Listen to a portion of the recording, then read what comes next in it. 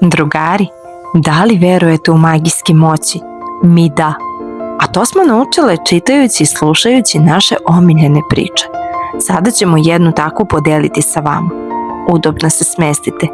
Odslušajmo zajedno priču Zlatokosa je razbojnik. Počinjemo. Zlatokosa je imala kosu boje zlata tako dugačku da dodiruje zemlju kada je spusti kroz otvor na vrhu visoke kule u kojoj je živela.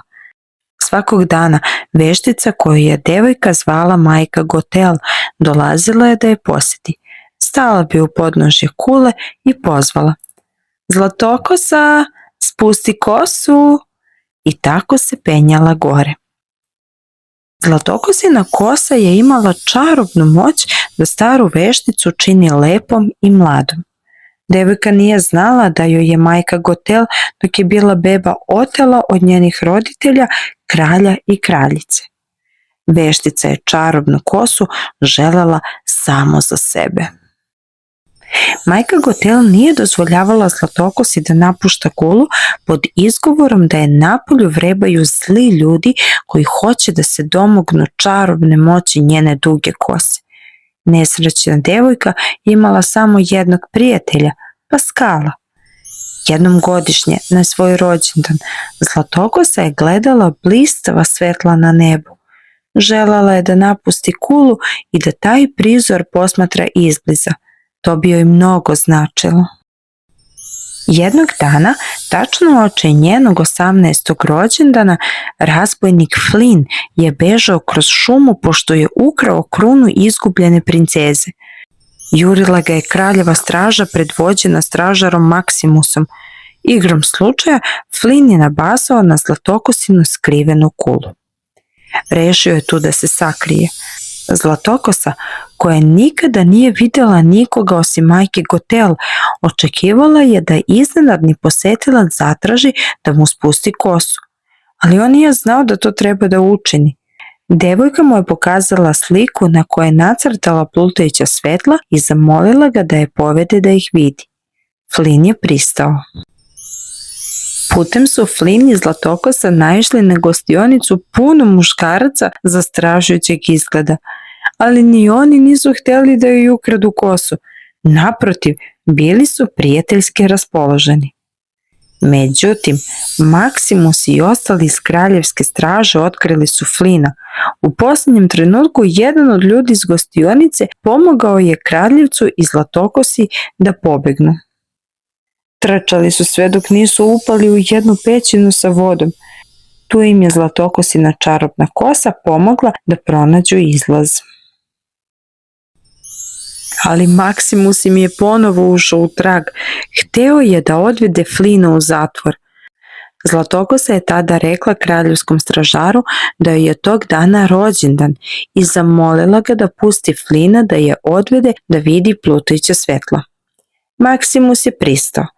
Tako je devojčin san bio na putu ostvarenja. Flynn i Zlatokosa su proveli prekrasan dan. Jedan dečak im je dao letak sa kraljevskim proglasom.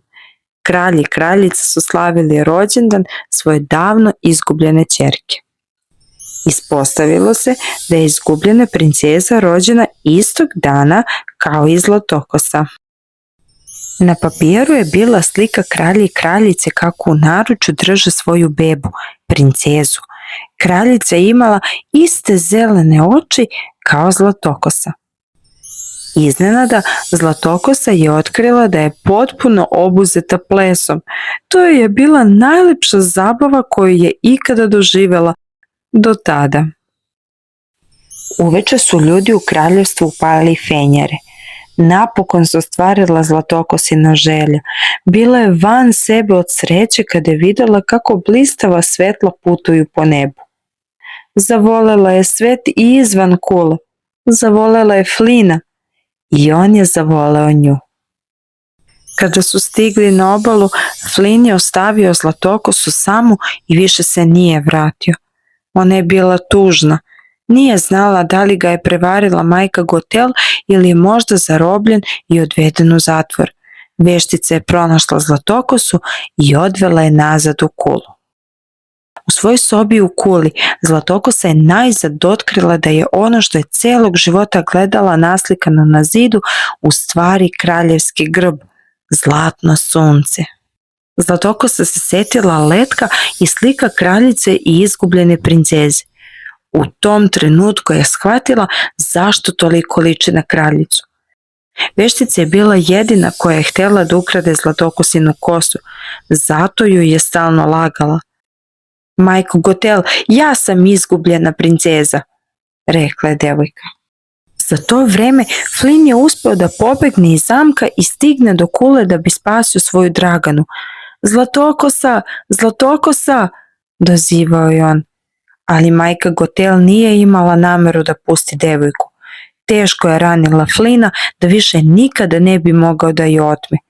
Ipak povređeni mladić nije odustajao. Sinula mu je ideja kako da spasi Zlatokosu. Odsekao joj je kosu. Bez njene čarobne kose majka Gotel je počela da bledi i propada. Zlatokosa je najzad oslobođena magije zle žene. Ali bez svoje čarobne duge kose ona više nije imala moć koja joj je bila potrebna da spasi Flina. On je poslednji put sklopio oči. Zlatokosa je tada gorko zaplakala, a jedna njena suza u kojoj je ostao delić magije skliznula joj je niz obraz i pala na Flina. Mladić je otvorio oči, ozdravio je. Zlatokosa je otišla svojim pravim roditeljima, kralju i kraljici, koji su je čekali 18 godina. Bilo im je dovoljno da samo pogledaju njene zelene oči i odmah da shvate da je baš ona njihova izgubljena princeza. Zlatokosa se najzad vratila kući. Devojci se dopao novi način života. Bila je oduševljena svetom izvan kule. Zavolela je nove prijatelje. Najzad je znala gde pripada. Od tog dana svi su dugo i srećno živeli. Za još ovakvih priča, subscribeujte se na naš kanal. Grli vas vaša Bambina.